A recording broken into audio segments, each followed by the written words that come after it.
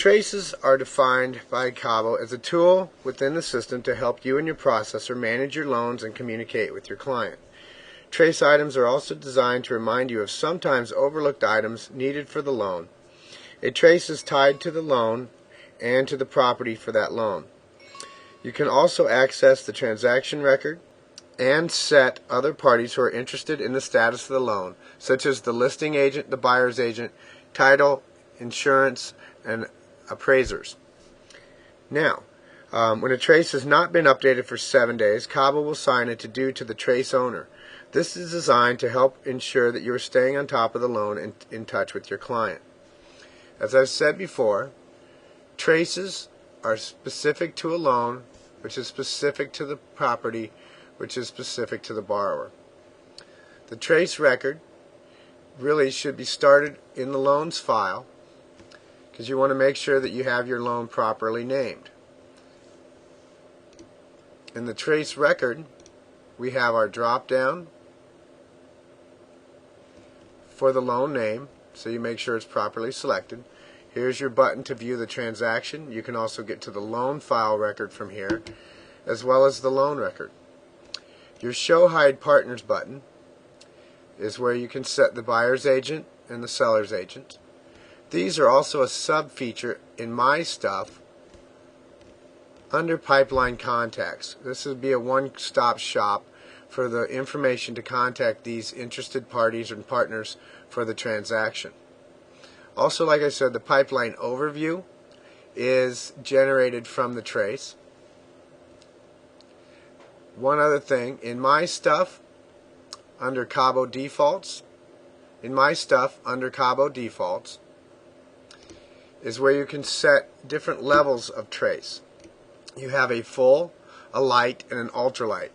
The full is a fairly complete view of the trace items, including things like loan analysis and debt analysis. Ultralight is a little bit too light. I think light is just perfect. It provides the borrower with enough information and the strategic partners with enough information on what you've been doing on the loan if they choose to log in and check the status of the loan, if you are assigning user IDs and passwords to those individuals. Going back to the trace for Steve Tester, you have your trace owner.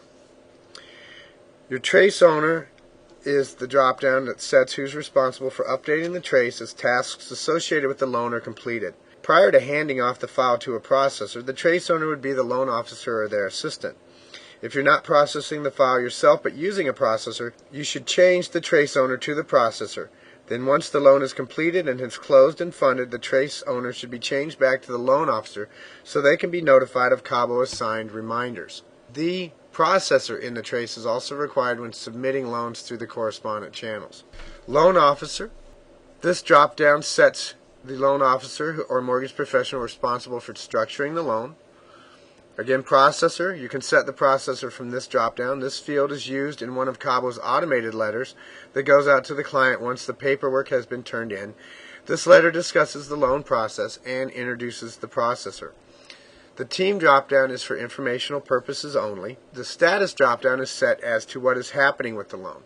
Your choices are active, closed, dead, and on hold. Active traces are monitored for the updates to the trace, and notifications are sent to the trace owner when they haven't been updated within 7 days. You can place a trace on hold and set a wake-up date. This would be useful if maybe your client has an offer on a property pending sale of an existing home, or potentially a borrower that has been pre-qualified and they're looking to find a property to put an offer in on. Update address upon close. This is available for purchase transactions so that the borrower's address in their contact record is updated from their address at application to the subject property once it's closed. Here's your on hold feature, and you can put in whatever you'd like there and then set your wake up from hold date. Cabo will then send you a reminder to wake up this loan and check on it.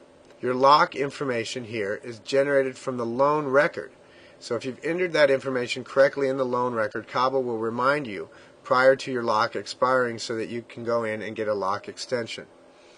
If you have troubles remembering when your closing date is, Cabo will also send you a reminder based on information entered here as to a closing date and time. You have your comment sections. These are an internal comment and your need action button, maybe a communication between a loan officer and a processor. Your client comments, these are notes visible for when you assign the user ID and password to your borrower and to real estate partners or strategic partners so that when they log in they can see the status of their loans. Next we have our Show Done button. This will show what has been done on the loan and by whom and when it was done. Scroll back down to that section. Here you can see what was done. Let's say we just received our title policy. So we check this box, go back to the top, and save. And here you'll see Cabo is going to generate a follow-up letter that can go out to your client. These are done on the milestones like appraisal received, insurance received, title received, clear to close, loan submitted to underwriting.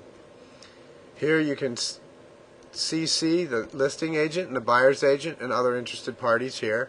It concludes part 1 of Traces.